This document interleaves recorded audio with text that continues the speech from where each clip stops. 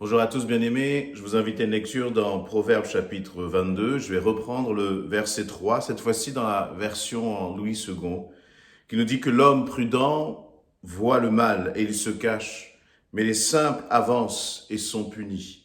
Je reprends, l'homme prudent voit le mal et se cache, mais les simples avancent et sont punis. Et je voudrais mettre ce verset en parallèle avec un autre passage, un autre récit bien connu, qui est celui de la tentation dans le livre de la Genèse, Genèse chapitre 3, à partir du verset 2 jusqu'au verset 4, qui nous dit que le serpent était le plus rusé de tous les animaux des champs, que l'Éternel Dieu avait fait. Il dit à la femme, Dieu a-t-il réellement dit, vous ne mangerez pas de tous les arbres du jardin? Et la femme répondit au serpent, nous mangeons du fruit des arbres du jardin.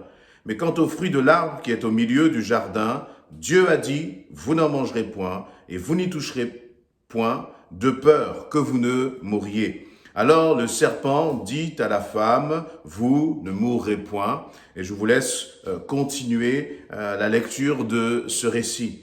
Là, pourquoi est-ce que j'ai voulu mettre en parallèle ces deux passages? Le premier, donc, dans le livre des Proverbes, nous invite à cette dimension de la prudence, c'est-à-dire que celui qui est prudent, c'est celui qui voit le mal, c'est celui qui anticipe. Et bien des fois, dans des situations face à la tentation, quel que soit le domaine d'ailleurs, eh bien, nous nous voilons parfois un peu la face. Et nous nous disons, eh bien, je ne pêche pas, je ne pêche pas, je ne pêche pas. Et nous continuons d'avancer dans cette situation. Nous continuons parfois d'avancer dans, de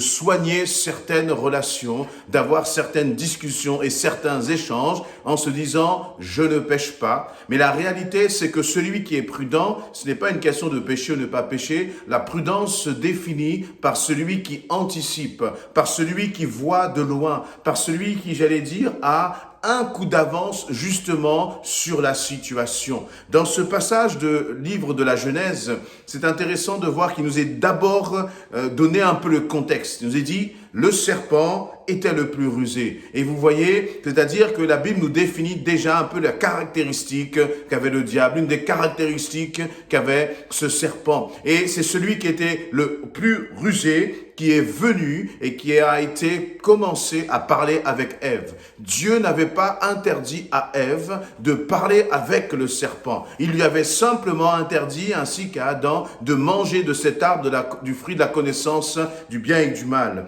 Et donc, Ève a commencé à parler avec ce serpent. Sauf que, donc à ce moment-là, elle n'avait pas encore péché. Mais par contre, si elle avait été prudente, si elle avait anticipé, elle aurait vu que dès la première question que le serpent était en train de lui poser, elle aurait vu qu'il y avait là danger. Et c'est à ce moment-là qu'elle aurait dû réagir, s'éloigner ou prendre des bonnes dispositions. Dans ta situation, dans les situations, dans les conversations, dans les personnes que tu fréquentes, est-ce que tu te dis, j'allais dire de façon, ou parfois nous pouvons dire de façon un peu naïve, je ne pêche pas, je ne suis pas en train de pécher. Oui, mais je crois que le Saint-Esprit, bien souvent, nous met en garde. Il y a un peu là comme des alarmes à l'intérieur là qui nous disent fais attention, ce que tu fais n'est pas bon ou ce que tu fais te dirige et te met en position de danger. Les conversations, les échanges que tu es en train d'avoir te mettent dans une situation, dans une position de risque.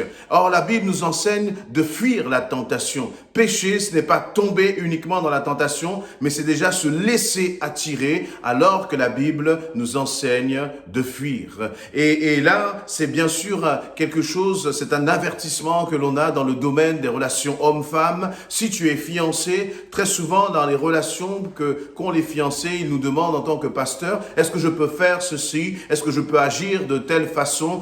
Quelles sont les limites? Je crois qu'on ne doit pas chercher à savoir quelles sont les limites, mais je crois plutôt qu'on doit être le plus prudent possible afin de pouvoir mener à bien ces projets, afin de pouvoir les mener correctement et avoir l'approbation du Seigneur.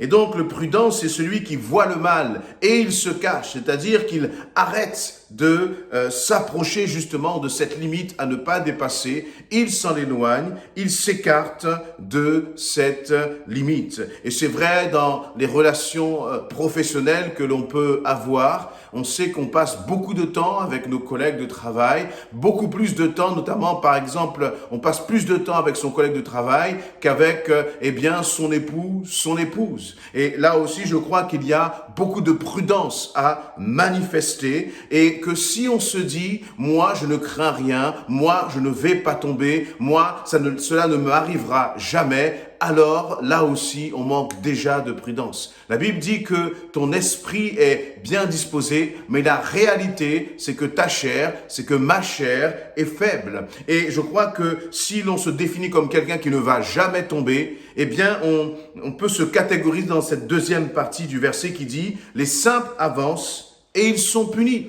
J'allais dire, ce n'est même pas Dieu qui les punit. C'est simplement parce que ta naïveté, ma naïveté parfois, c'est simplement parce que un manque de prudence, c'est notre manque de prudence qui nous sanctionne. Notre manque de prudence fait qu'on continue à avancer dans une direction, dans une mauvaise direction, alors que le Saint-Esprit nous met en garde et nous dit « Fais attention, la direction que tu es en train de prendre est une pente glissante. » Et sur cette pente glissante, le Seigneur nous dit « Fais attention, reviens, éloigne-toi, recule, coupe les liens que tu es en train de tisser parce que sinon tu seras puni. » Et encore une fois, je ne crois pas que c'est Dieu qui nous punit dans ce cas-là, mais c'est plutôt, tout simplement la sanction qui découle de notre manque de prudence. La punition, c'est sa sanction qui découle d'un manque justement d'anticipation et qui fait qu'au final, nous n'avons pas fui la tentation,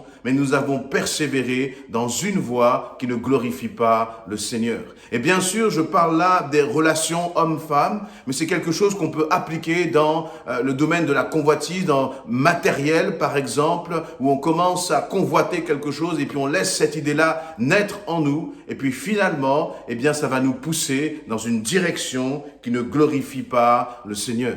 N'oublions pas que ce serpent, il nous a dit qu'il était le plus rusé de tous les animaux des champs et qui symbolise vraiment le diable. Eh bien, le diable n'a pas changé. Il reste encore celui qui est rusé. Il reste encore celui qui va s'approcher de toi, qui va commencer à discuter avec toi. Et toi, tu vas entrer dans un dialogue avec le diable. Mais celui à qui tu parles, n'oublie pas qu'il est rusé et que pour faire face justement au diable, il est fondamental qu'en tant qu'enfant de Dieu, qu'en tant qu'homme et femme qui veut marcher avec droiture, qu'en tant qu'homme et femme qui ne veut pas, qui refuse de tomber dans les pièges du diable, il est fondamental que nous soyons prudents. Contrairement au simple qui avance et qui est puni. Le simple, c'est donc celui que le Saint-Esprit met en garde et qui, malgré les avertissements du Saint-Esprit, va faire la sourde oreille, va faire comme si non, il n'y a pas de danger, il n'y a aucun risque. Et la réalité, c'est que parfois, si tu écoutes ta chair, tu vas être dans un état d'esprit où tu voudras faire taire justement la voix du Saint-Esprit en toi. Si tu écoutes ta chair, tu voudras faire taire les avertissements que le Seigneur est en train de te donner. Tu vas comme te voiler la face sur ce que le Seigneur est en train de te montrer et de te révéler. Et au lieu de te cacher justement, loin de ce péché, loin de cette situation de convoitise, tu vas être le simple d'esprit, tu vas être comme ce naïf qui va avancer vers le péché, qui va avancer vers cette situation de convoitise. Et cette dimension des simples qui avancent, c'est juste ces deux paroles-là, elles sont à mettre en parallèle avec ce que la parole nous dit, les avertissements que la Bible nous dit lorsqu'elle dit « fuis la tentation ». Donc il y a celui qui est simple et qui avance vers la tentation, et il y a celui qui est prudent et qui fuit la tentation. Quelle est ta disposition de cœur? Est-ce que tu vas simplement attendre de dire « je ne pêche pas » ou au contraire, tu vas anticiper et dire « je refuse de m'approcher de ce péché ». Et je crois que ça demande beaucoup de vérité, beaucoup de sincérité. Parfois, il y a des situations où on se dit « je ne pêche pas » parce qu'on peut avoir honte de ses propres sentiments. Voyez, le péché, ce n'est pas, parfois c'est comme des simples petites racines. Mais si on laisse ces racines, en fait, grandir dans notre cœur, elles vont nous mener au péché. Et ça nécessite beaucoup de vérité, beaucoup de sincérité pour se dire, Seigneur, je crois que je suis sur une pente là qui n'est pas bonne. Et je veux agir avec vérité, je veux me reprendre, Seigneur, et je veux couper les liens, je veux couper ces relations, je veux arrêter d'aller dans cette mauvaise direction, mais au contraire, être prudent pour voir non pas la punition, mais voir l'approbation de Dieu dans ma vie, dans ta vie. Soyez encouragés par ces paroles et ne soyons pas naïfs. Réalisons que le diable ne va pas nous attraper, nous faire tomber dans un piège avec quelque chose qui, de prime abord, sera évident, mais il va toujours agir avec subtilité, jusqu'à temps de diminuer en fait comme nos barrières d'attention.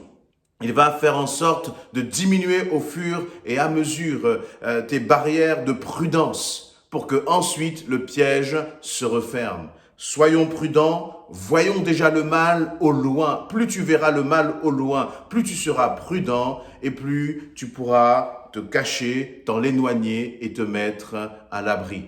Voilà, bien-aimés, soyez encouragés et fortifiés dans le nom de Jésus-Christ. Amen.